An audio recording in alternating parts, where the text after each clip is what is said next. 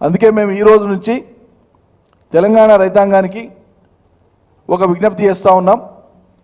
మీరు అర్హులై ఉండి బ్యాంకులో రుణం పొంది ఉండి మీ పేరు మీద పట్టాదారు పాస్బుక్ కలిగి ఉండి అదే పట్టాదారు పాస్బుక్ మీద మీరు రుణం పొంది కనుక ఉంటే మీకు కనుక మాఫీ కాకపోతే ఇప్పటిదాకా అయినా 1,00,000 కానీ 1,50,000 కానీ 2 కేటగిరీలల్లా, ఎందుకంటే 2 లక్షలది వాళ్ళు వచ్చి చేస్తామంటున్నారు, రూపాయలకు తోడు అమెరికా డాలర్లు తీసుకొచ్చేస్తారేమో చూద్దాం.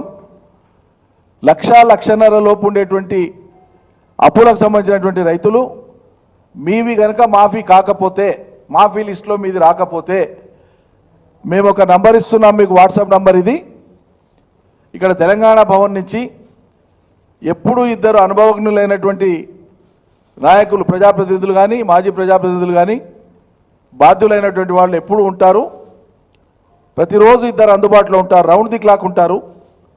మీరు ఈ వాట్సాప్కు మీ లోన్ వివరాలు, ఏ బ్యాంకు, ఏ ఊరు, సర్వే నెంబరు, పట్టదారు పాస్బుక్ మీరు వివరాలు పెట్టండి.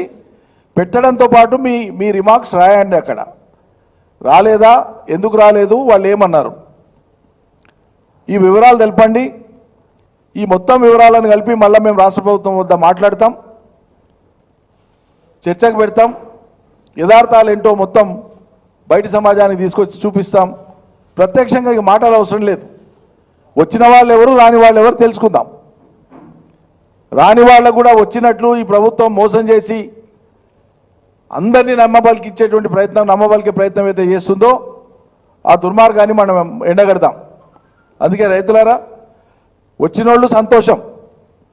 అది ప్రభుత్వం మాట ఇచ్చిన ప్రకారంగా 8 నెలలు ఆలస్యంగా ఇచ్చింది. అది కూడా వాళ్ళే రుణపడి ఉన్నారు.